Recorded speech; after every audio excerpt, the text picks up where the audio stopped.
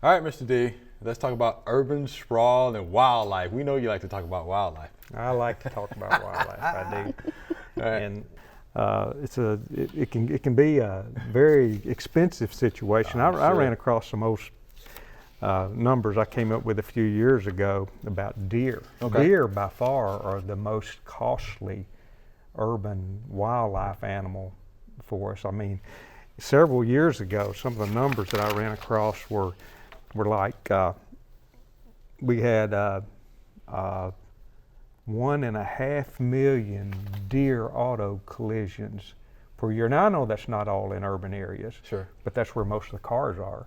So and at a cost of about $4 billion a year. Now that's several years ago. $4 billion. How about that? And you know, in the 1980s, there were 10 million deer in the United States, and estimates today are 20 to 30 million. And you know, and I've personally been T-boned by a deer. Wow. And there's not a lot that you can do to prevent a deer from T-boning you, but if you are driving on the road at dusk, especially during the rut, during the fall, early winter, that's the mating season, that's when deer, kind of like people, they just kind of lose their minds.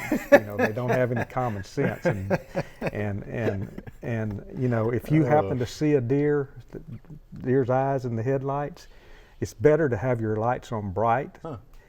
A long blast on your horn rather than a toot toot, Right. you know, might help, and may not. And if you see one set of eyes in the headlights, expect that there may be some more. Right.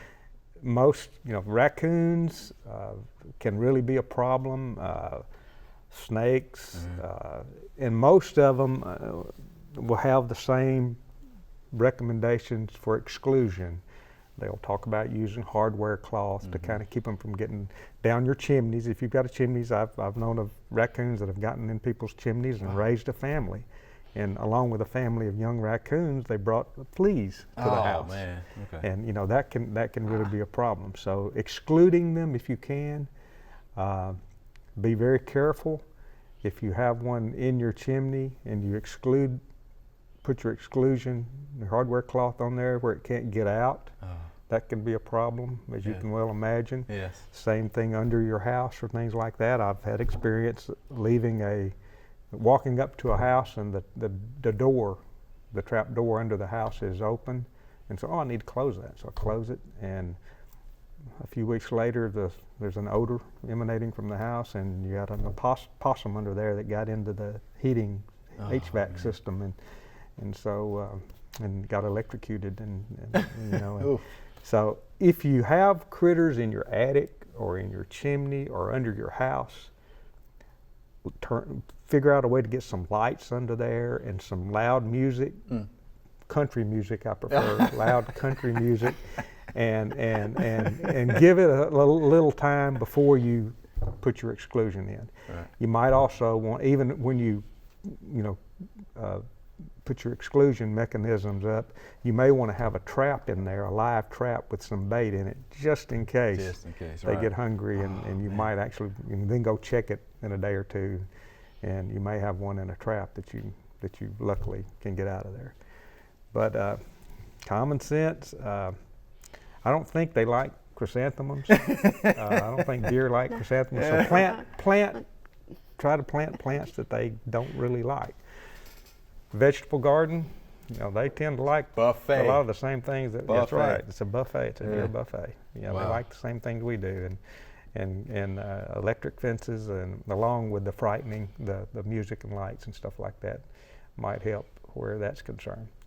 But you know, they were here first. Yeah. We're the ones that are, you know, we've come into their area, pushing them out. and really they were here first, and so you need to kind of keep that in mind before you bring your 12-year-old with 20 gauge out, I guess, you know. Yeah. Is there such thing as deer-resistant plants? I mean, I tend to think they're going to try try them out to see, but I don't know. They may just take one bite, but Yeah. you, in your office, you have a list. We do have a list of plants that do not seem to Come be up as with a attractive to deer. It depends on how hungry they are. Yeah, if I said they probably take a bite. You know, a few years ago, we had a very bad infestation of deer eating cotton out east of Memphis, and it was very dry weather. They didn't have a lot to eat, and they just devastated the cotton crop out there. Wow. So, and they don't normally eat cotton. So desperate enough, they'll eat it. That's right. That's right. And you know this just as well as I do. You know, being at the Agri Center, there are a lot of deer at the Agri Center. There are a lot of accidents right there at Walnut Grove Road as you go into the Agri Center. I would like somebody, I hope somewhere is keeping up with the numbers on that, but it would be very interesting to know how many deer car collisions we have on Walnut Grove Road. The only thing I don't see more of in this area are the predators, the big predators. Okay. I know you hear people every once in a while say they see a big cat out there, but I don't know if there are not a lot of them. There are red-tailed hawks, a lot of red-tailed hawks in this area. You got to watch if you take Fifi out to feed your little French poodle.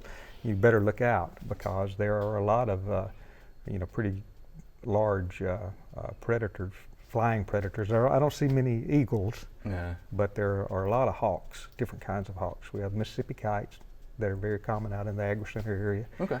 And then the red-tailed hawks and things like that. So. Okay. Let's talk quickly about control measures for deer and raccoons. I know you covered a little bit about the deer. Yeah. You know, if you can't do the 12-year-old with a 20 gauge, you know, in an urban area, there aren't many that you can do that. Let's do exclusion. You know, try to exclude them using for the raccoons going into small areas, hardware cloth. And if you're going to put a hardware cloth, don't get half-inch hardware cloth. Go ahead and get like 1/8 inch hardware cloth. Get the real small hardware cloth, because not only will it exclude the raccoons, it'll also exclude, if it's 1/8 inch, it'll exclude snakes, and it'll exclude squirrels, and it'll exclude mice if it's 1/8 of an inch. You know, if you get half-inch, you keep the raccoons out, but then you may have snakes that show up and mice and things like that. But you know, that's under your house. That's in your chimneys. That's any openings that you have under the eaves of your house and things like that. And sometimes I've had critters. I had a family of flying squirrels get into my shop, and rather than repair the wood, I just put hardware cloth over the hole, and took care of that. And it doesn't look real good, but they can't get in there now. It's effective. Yeah, and it's my shop. It's not my house. Right. But out in the deer, we've had success at Agri Center with our plots using electric fence wire. You know, leaning it out at about a 45-degree angle and having a good, powerful shock on that charger. You know, and that tends to help a bunch. All right, that's good stuff, Mr. D. Because we definitely know they're out there, but we're pushing them out. You said they were here first. Yeah, I don't know how much we're pushing them out. They're piling on top of each other. I think. Yeah. Nowhere else to go, right? Mm-hmm. All right, thank you much.